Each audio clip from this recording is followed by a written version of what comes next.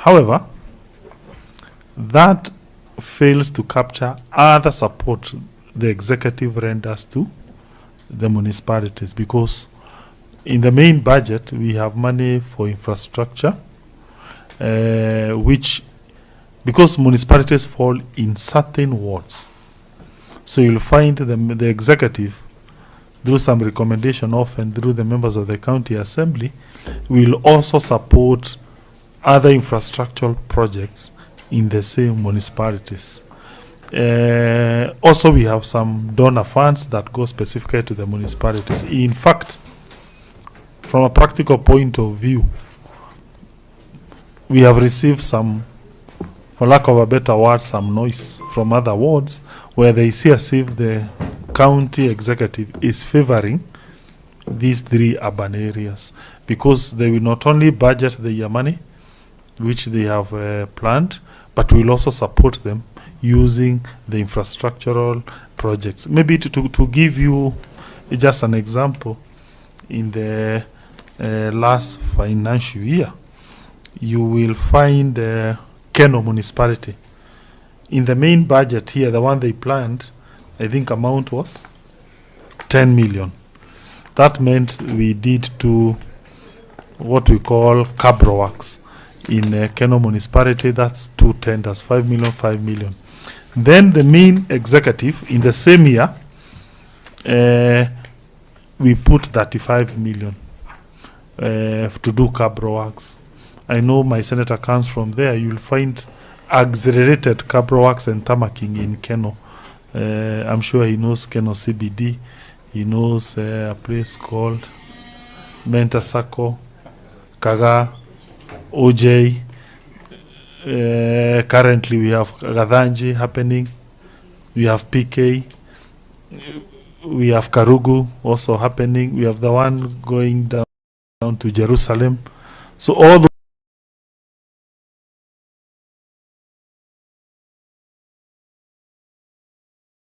those are, you'll find more activities in Keno in comparison to other places. The same also applies in Morangata.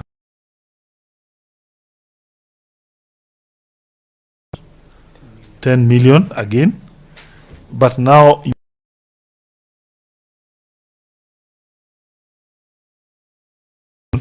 you find more works being done in the municipalities in comparison and non-municipality areas. Thank you. Chair, that's a good answer, but Chair, kindly let me seek some clarification. Many questions. Chair, let him answer all the questions if first. We can. Yes, I can answer the other. Answer all the questions. I wanted to know, Chair, you know the very first table that appears on the response by the governor? It's talking about... Order. You need to know we have asked a lot of questions.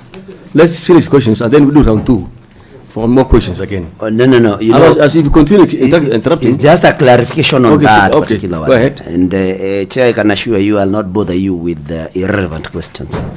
So I'm just wondering, having listened to the response by the governor, that these municipalities collect a revenue to a central fund. Then if they have a budget, they present the same to the executive. And Chair, we have a table, the very first table talking about delegation of functions. So I'm not taking you back. I just wanted to know exactly then what is delegated. Exactly. If this municipality to present a budget to the executive, then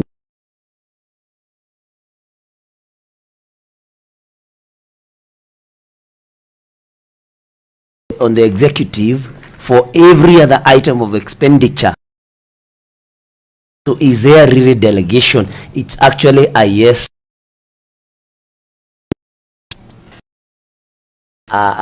Question. No. So that Senator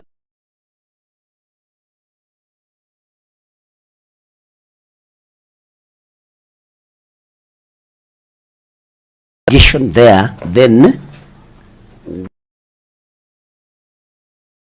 Chair, and just to follow up on what he has said, Chair, the governor and I know that we will meet in the CIPIC committee. And when we meet at the CIPIC committee, this will definitely be one of the audit queries by OAG. He knows that. So we can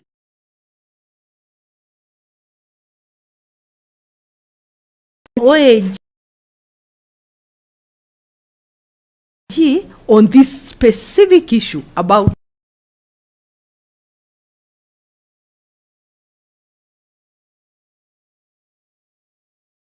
independently, and they have no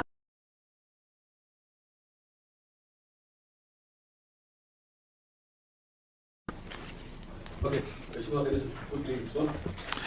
Yes, I think allow me, Chair, to give some remarks, then I will yield to two other people. The one will be CEC Professor, then my other CEC, Lance, will also say something. First, my understanding to the query, particularly the legal aspect of it, is that we are yet to settle what is the meaning of the word may. So, because on our part, we believe may means, may does not mean shall. Yeah, shall means you must do it. May means it's upon us to decide what we delegate. That's one. Two, there's a second issue of what is the meaning of an account. Maybe in a bank account, written Muranga town account, written Keno account. But with the evolution of technology, it can also mean an USSD, which what we believe we have created, and which clearly shows where that money is coming from and how much each municipality is collecting. And for avoidance of doubt,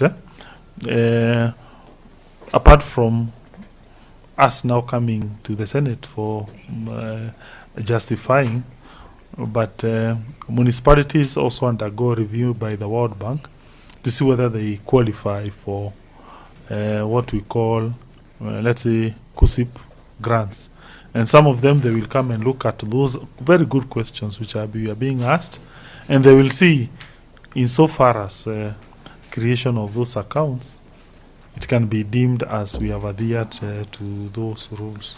Maybe the other dilemma, legal dilemma hearing, is whether they are operating as envisaged by the law in terms of delegation, Chair. Once they meet, there are several things they do independently. One, we have said, they are the one who will identify which project to be done using their funds. That's not us. They'll just come up with, say this is what to be done, and then that has to be funded by the money they collect. But if it's not sufficient, then the county government will then add more to plug in that deficit in the budget using our own thing. As to whether maybe they should expend at source, yeah, where you directly expend. In procurement, strictly speaking, because they have their own procurement departments, that happens. They even have their own engineers. But the practical drawing of the money from that main account, now there's another section of the law, the PFM Act, which requires a specific law, which so far is yet to be created for us to be able to allow them to do that. Unlike what happens in the hospitals, which this Senate in its wisdom created a very specific law. So will be a little bit reluctant as a county government to allow that until that law is done as you did with the hospitals. Is it desirable? Maybe there I would leave it to the wisdom of the Senate to see whether that's desirable to allow them to expend at source. But definitely from where I see it, I see a distinction between hospitals and municipalities. why your hospital did a good job was that the emergency nature of hospital service. You cannot go to a hospital and the doctor has to await the approval of the money to be expended from the Chief Officer of Finance. That would take time and it involves the lives of people. As to the municipality, maybe we can await whether you'll be able to come up with a law. We will seek your, we'll wait for you. But allow me to yield to Professor to explain more.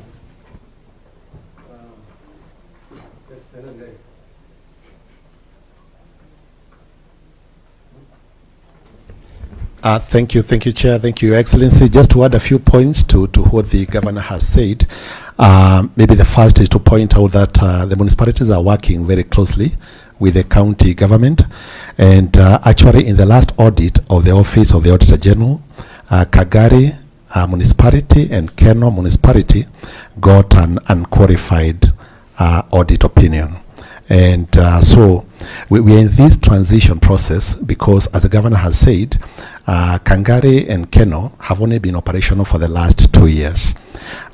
If we make them fully autonomous now, I think it will be to the disadvantage of the municipalities, because if you look at what, for instance, Kagari collects, it's collecting 48 million.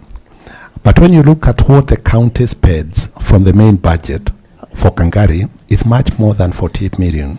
Because, for instance, just for the community projects alone, which sit in the main budget of the county, Kangari last financial year, it got 30 million from the community project. If you calculate all the money it got from the smart cities, it's much more than 48.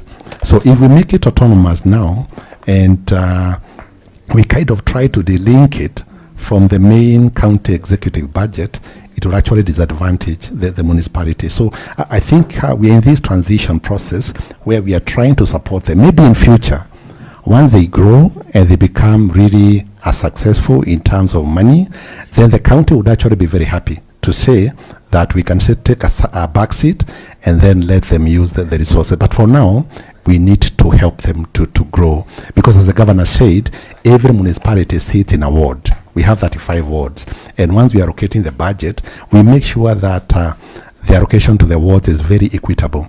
For instance, if we say every ward is getting 30 million, that 30 million is also going to the municipality.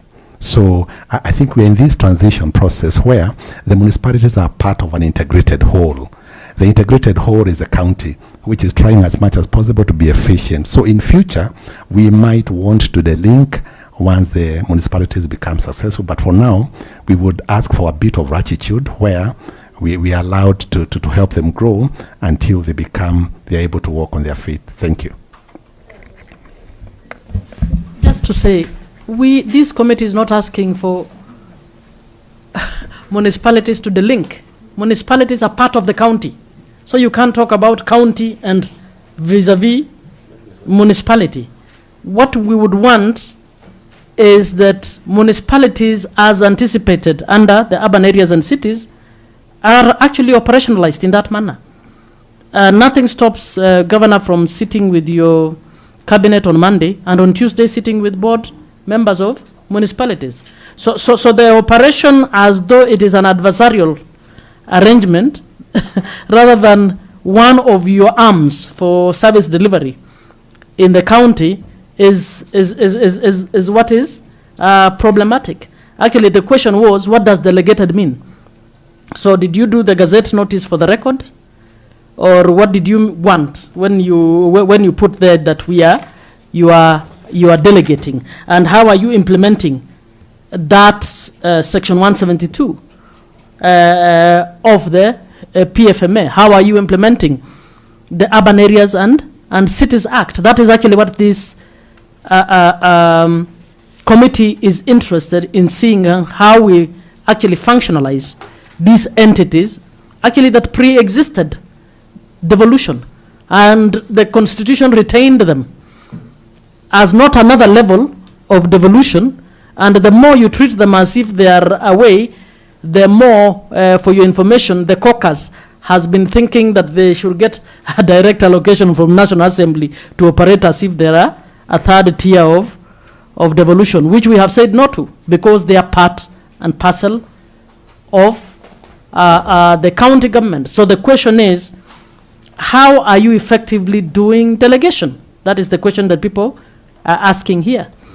And we need that taken seriously and actually contemplated, not as a matter of the future. We are in the 14th year since starting to implement devolution. So it is something that all counties need to think through and see how to implement.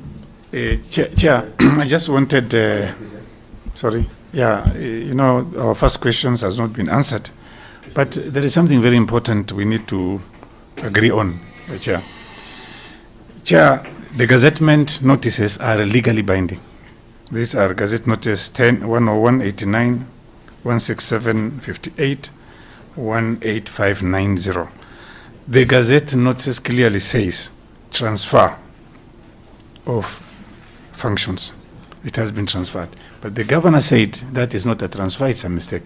So my question is this, we have a legal officer here. Do we need, again, does the county government needs to do another Gazette Notice to change this from transfer to delegation? Because if it remains like this, it is legally binding. You either need to change, or if you keep it this way, the municipalities should manage collection and use of that money at the county, the municipality level.